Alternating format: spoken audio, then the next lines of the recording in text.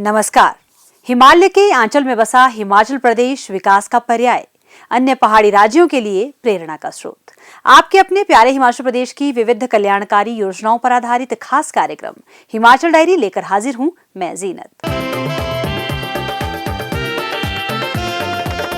तो चलिए कार्यक्रम हिमाचल डायरी की शुरुआत करते हैं अपने पहले सेगमेंट विकास गाथा से, जिसमें आप देखेंगे मुख्यमंत्री द्वारा वित्तीय वर्ष 2025-26 के लिए प्रस्तुत बजट अनुमानों पर एक रिपोर्ट। गत दिनों हिमाचल प्रदेश विधानसभा में मुख्यमंत्री ठाकुर सुखविंदर सिंह सुक्खू, जिनके पास वित्त विभाग भी है, उन्होंने वित्तीय वर्ष 2025-26 के लिए बजट अनुमान प्रस्तुत किए। 17 मार्च 2025 को मुख्यमंत्री ठाकुर सुखविंदर सिंह सुक्खू ने प्रदेशवासियों की उम्मीदों पर खरा उतरते हुए आशाओं का बजट प्रस्तुत किया। अपनी अल्टो कार स्वयं चलाकर हिमाचल प्रदेश विधानसभा पहुंचे मुख्यमंत्री ने वित्त वर्ष 2025-26 के बजट में हर वर्ग का ख्याल रखा है। ग्रामीण अर्थव्यवस्था के सुदृढ़ीकरण, हरित ऊर्जा राज्य की संकल्पना को साकार करते हुए ये बजट प्रदेश सरकार की सामाजिक सुरक्षा की प्रतिबद्धता को प्रतिबिंबित करता हुआ बजट है। हमारी सरकार का यह प्रयास है कि हिमाचल प्रदेश की ग्रामीण अर्थव्यवस्था को नई ऊंचाइयों तक पहुंचाया जाए। मैं आगामी वित्त वर्ष के लिए गाय के दूध की खरीद हेतु मिनिमम सपोर्ट प्राइस को 45 रुपए से बढ़ाकर 51 रुपए तथा भैंस के दूध को 55 रुपए से बढ़ाकर 61 रुपए प्रति लीटर करने की घोषणा करता हूं। वित्तीय वर्ष 2025-26 के लिए प्राकृतिक खेती के माध्यम से उगाए गए मक्का के लिए न्यूनतम समर्थन मूल्य को 30 रुपए से बढ़ाकर 40 रुपए करने की घोषणा करता हूं। गेहूं जो प्राकृतिक खेती से उगाया जाएगा 40 से बढ़ाकर 60 रुपए प्रति किलो करने की घोषणा करता हूं। ऐसे किसान जिनकी जमीन नीलामी की कगार पर आ गई हो, उनके द्वारा लिए गए 3 लाख रुपए कृषि लोन को चुकाने हेतु सरकार बैंकों के माध्यम से वन टाइम सेटलमेंट पॉलिसी लाएगी। इस पॉलिसी के अंतर्गत मूल धन पर लगने वाले ब्याज का 50% हिस्से का वहन सरकार द्वारा किया जाएगा। जिला हमीरपुर में स्पाइस पार्क का निर्माण किया जाएगा। इससे प्रदेश में उगाए जा रहे मसालों की वैल्यू एडिशन होगी, वे बाजार में एक नई पहचान।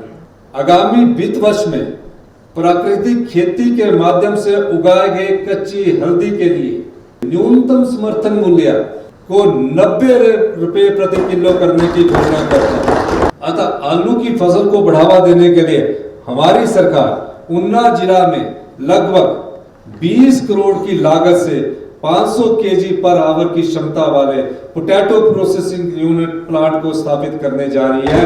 वन प्रबंधन तथा वन क्षेत्र विस्तार में समुदायों की भागीदारी को बढ़ावा देने हेतु मैं राजीव गांधी वन संवर्धन योजना लागू करने की घोषणा करता हूं। इस प्रदेश के सभी क्षेत्रों तथा विशेषकर कांगड़ा जिला को अंतर्राष्ट्रीय टूरिस्ट मैप पर लाने के लिए पूर्व में घोषित प्रयासों का तेजी से क्रियान्वयन किया जा रहा है।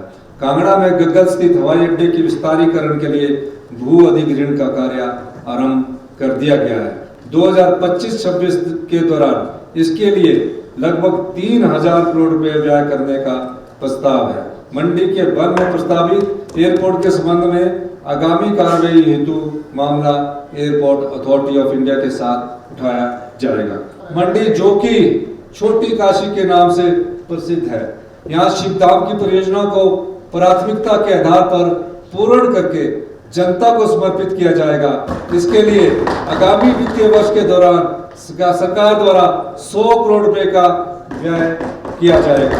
मैं प्रदेश के युवाओं को रोजगार देने के लिए तथा ग्रामीण अर्थव्यवस्था को मजबूत करने के लिए एक नई योजना मुख्यमंत्री स्टार्टअप योजना शुरू करने की घोषणा करता हूं। इस योजना के अंतर्गत प्रदेश के गैर जनजातीय क्षेत्रों में हिमाचल युवाओं द्वारा होम स्टे यूनिट्स और होटल बनाने के लिए ऋण पर 4% इंटरेस्ट सबवेंशन तथा जनजातीय क्षेत्रों में 5% इंटरेस्ट सबवेंशन दी जाएगी। सरकार स्वास्थ्य पर्यटन को बढ़ावा देने के लक्ष्य से प्रदेश में 4 नए 5 स्टार स्तर के नेचुरल केयर वेलनेस सेंटर खोलेगी। हम वर्तमान कानून में संशोधन करके टी टूरिज्म को बढ़ावा देने के लिए चाय के बागानों को सिक्किम, असम और पश्चिम बंगाल की तर्ज पर इको टूरिज्म डेस्टिनेशन के रूप में विकसित करेंगे और निवेशकों को बिना किसी समस्या के सभी अनुमतियां प्रदान करेंगे। मैं मनरेगा मजदूरों को 20 रुपए दिहाड़ी बढ़ाकर 320 रुपए करने की घोषणा करता है। प्रथम चरण में 70 वर्ष से 75 वर्ष की आयु वर्ग के पेंशनों का बकाया एरियर का भुगतान इसी साल कर दिया जाएगा। चतुर्थ श्रेणी, तृतीय श्रेणी, द्वितीय श्रेणी तथा प्रथम चरण के कर्मचारी वे अधिकारियों को उनके बकाया वेतन एरियर का चरणबद्ध तरीके से भुगतान किया जाएगा। देश के कर्मचारियों को 3% की दर से महंगाई भत्ते की किस्त देने की मैं घोषणा करता हूं। दिहाड़ीदार को 25 रुपए बढ़ोतरी के साथ 425 रुपए प्रतिदिन दिहाड़ी मिलेगी। आउटसोर्स कर्मियों को अब न्यूनतम 12,750 रुपए प्रति माह मिलेगा। हमारी सरकार का दृढ़ विश्वास है कर्मचारियों के सहयोग से प्रदेश की वित्तीय स्थिति में शीघ्र ही सुधार ला जाएगा। सरकार द्वारा शुरू की गई इंदिरा गांधी प्यारी बहना सुख सम्मान निधि योजना के तहत आगामी वित्त वर्ष में मैं इस योजना का चरणबद्ध तरीके से विस्तार करते हुए 1 जनवरी 2025 से 31 मार्च 2026 के बीच 21 साल की उम्र प्राप्त करने वाली हर पात्र बेटी को हर महीने 1500 रुपया इस योजना में दिए जाएंगे। हाल ही में नेताजी सुभाष चंद्र बोस मेमोरियल महाविद्यालय हमीरपुर का वार्षिक समारोह आयोजित किया गया। आइए देखते हैं समारोह की कुछ झलकियां सेगमेंट विकास गाथा के तहत। गत दिनों मुख्यमंत्री ठाकुर सुखविंदर सिंह सुक्खू ने हमीरपुर जिला का दौरा किया, जहां उनका भव्य स्वागत किया गया। मुख्यमंत्री नेताजी सुभाष चंद्र बोस मेमोरियल महाविद्यालय हमीरपुर के वार्षिक कार्यक्रम के समारोह में शामिल हुए। मुख्यमंत्री ने विभिन्न क्षेत्रों में उत्कृष्ट प्रदर्शन करने वाले विद्यार्थियों को सम्मानित भी किया। मुख्यमंत्री ने समारोह की अध्यक्षता करते हुए महाविद्यालय में MBA और MCA कोर्स शुरू करने के साथ साथ अगले सत्र से इतिहास व पॉलिटिकल साइंस के PG कोर्स शुरू करने की घोषणा की। मुख्यमंत्री ने कहा, हमने फैसला किया इस एकेडमिक सेशन से प्री नर्सरी से लेकर +2 एक ही स्कूल एजुकेशन के अंतर्गत होगा और उसकी हम जल्दी ही नोटिफिकेशन करने जा रहे हैं। हमने फैसला किया कि हम राजीव गांधी मेमोरियल स्कूल बनाएंगे।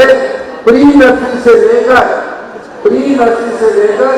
750 से लेकर 1000 बच्चों का एक स्कूल होगा और उस स्कूल में जहां पानी उपलब्ध होगा वहां स्विमिंग पूल भी होगा, खेल की एक्टिविटी भी होगी, ऑडिटोरियम भी होगा और दोपहर का भोजन हिमाचल प्रदेश की सरकार उन गांवों में पढ़ने वाले बच्चों को उपलब्ध करवाएगी।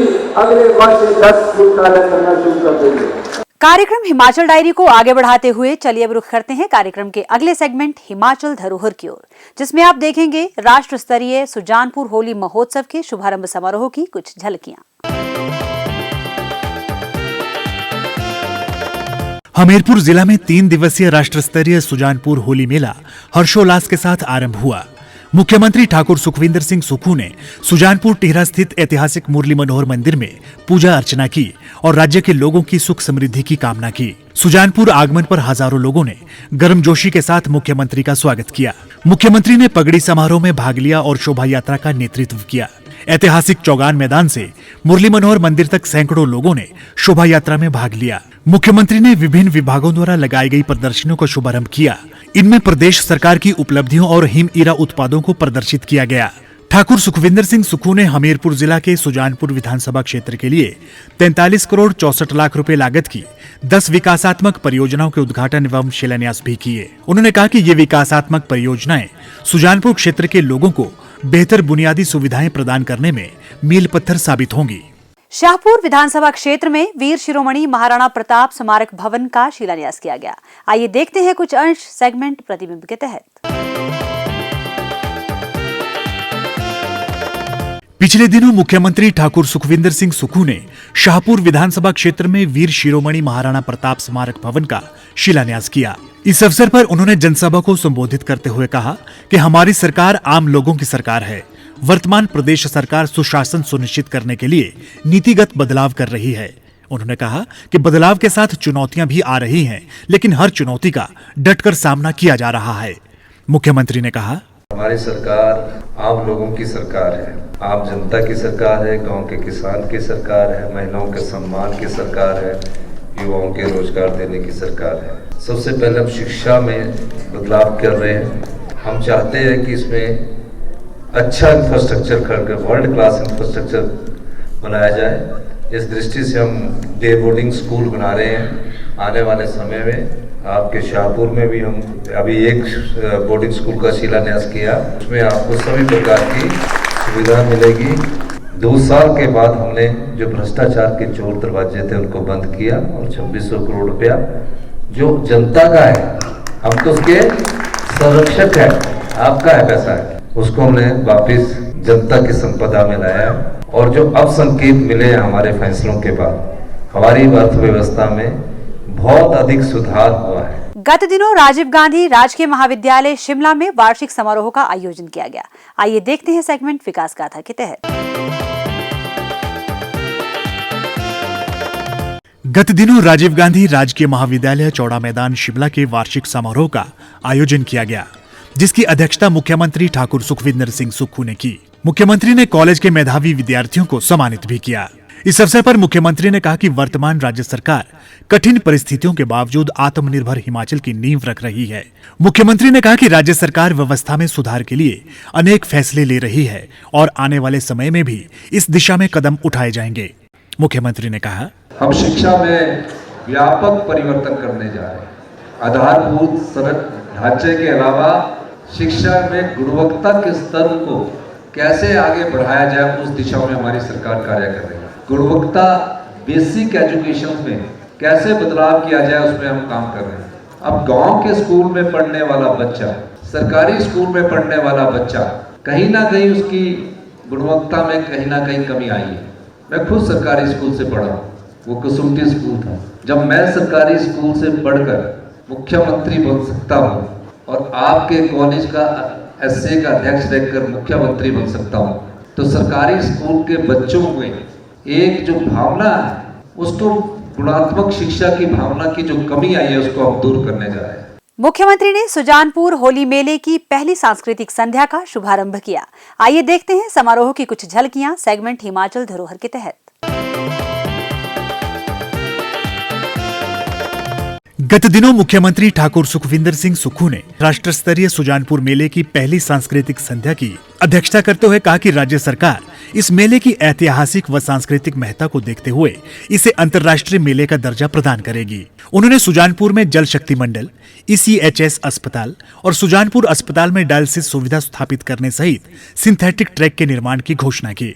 मुख्यमंत्री ने कहा, सुजानपुर के इस होली उत्सव पर मैं आप सबको बहुत बहुत शुभकामनाएं देता हूँ। जब मैं मुख्यमंत्री बना तो जब मैं पहली बार सुजानपुर के होली मेले में आया, उस होली मेले में जो मैंने यहाँ कहा था, मुझे खुशी है कि उसमें तेजी से कार्य हो। मैंने कांग्रेस की सरकार में रहते हुए और प्रदेश के मुख्यमंत्री के तौर पर सुजानपुर में विधानसभा क्षेत्र में 100 बेडेड हॉस्पिटल की घोषणा की थी।